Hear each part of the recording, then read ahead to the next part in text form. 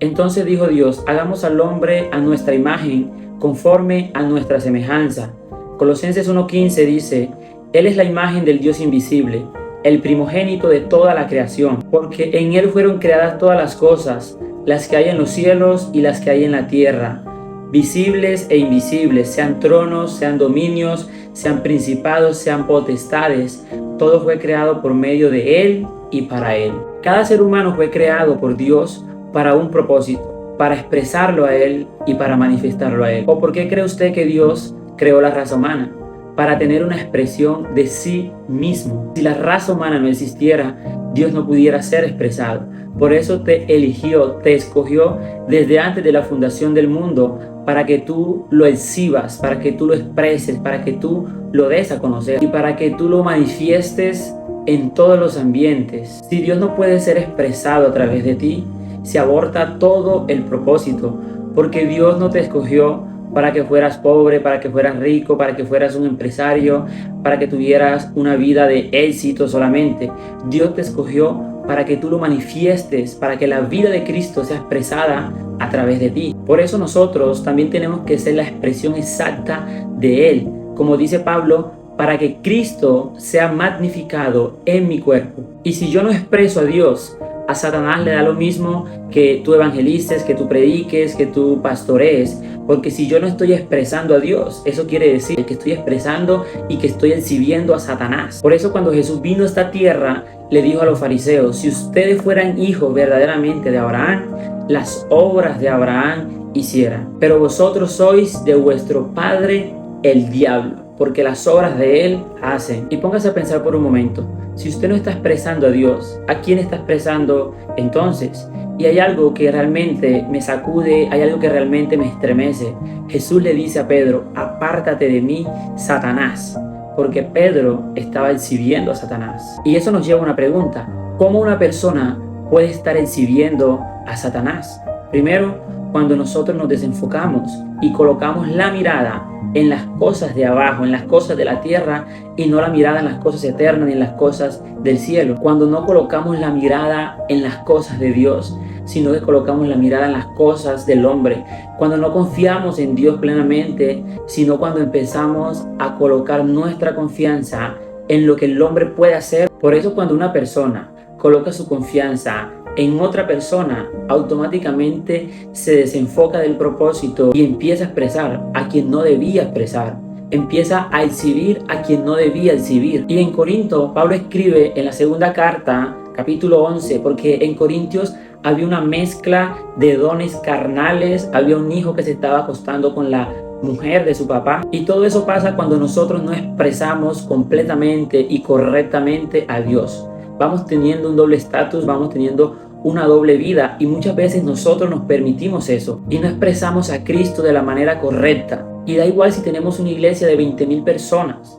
Lo que el Padre quiere es ver formado a su Hijo en ti y en mí, que tú seas la expresión exacta del Hijo. Y el apóstol Pablo lo llama la herencia de los santos, que Cristo sea formado en vosotros. Y yo no sé cuánta herencia tiene Dios en ti, pero todos tus logros es como que el Señor te dijera: quédatelos. No es mi herencia, no me interesa, porque yo soy el dueño del oro, de la plata, del universo, de los peces, de los animales. Tus logros no me interesan. Lo que yo busco en ti es que la porción de mi Hijo sea formado en cada uno de ustedes. Y el apóstol Pablo le llama a eso la herencia de los santos, Cristo formado en nosotros. Dice 2 Corintios capítulo 11 versículo 4: ojalá me toleraseis un poco de locura. Sí, toleradme, porque os celo con celo de Dios, pues os he desposado con un solo esposo, para presentarlos como una virgen pura a Cristo.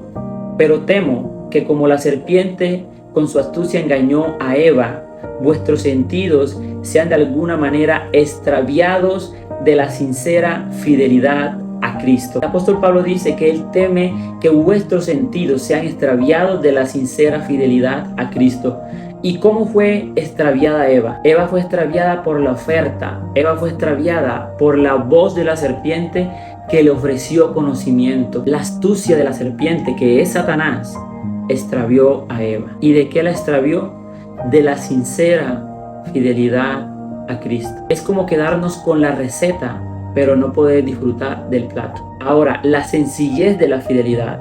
Es una fidelidad sencilla, no es una fidelidad sofisticada, y el llamado de Pablo es a volver a la sencillez, porque el nuevo pacto es Cristo siendo exhibido a través de nosotros, es Cristo siendo expresado a través de nuestra vida, porque el nuevo pacto define a una persona en nosotros. Y la pregunta es, ¿estoy expresando a Cristo?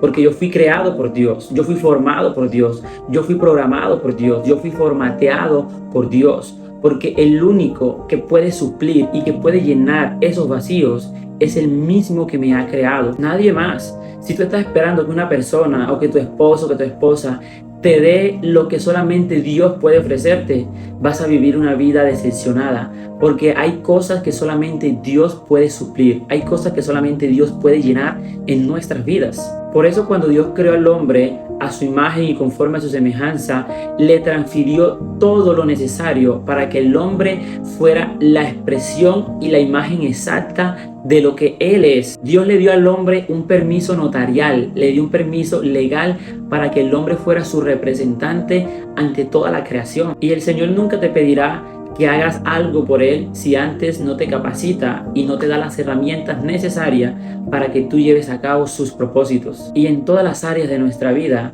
mi Señor Jesucristo tiene que ser abarcado, y para eso tiene que haber una vida saturada de Cristo en nosotros. Y para expresarlo a Él en todo, tenemos que considerarnos muertos al pecado, pero vivos a Dios. Tenemos que crucificar nuestra carne todos los días de nuestra vida. Tenemos que colocar nuestra mente, nuestro corazón y nuestra mirada fijamente en el autor y consumador de la fe, que es mi Señor Jesucristo. Porque al final nosotros no somos tan importantes. Necesario sí lo considero, pero importante es el propósito de Dios, que Cristo sea formado y que Cristo sea expresado a través de nosotros en todas las áreas de nuestra vida y en todo lo que nosotros hacemos. Ese es el propósito, ese es el anhelo de Dios Padre en nuestra vida, porque si el Hijo de Dios mora en nosotros, entonces no debe haber limitaciones, porque tenemos la mente de Cristo, tenemos el cuerpo de Cristo, tenemos la capacidad de Cristo para expresarlo a Él con todo lo que nosotros somos.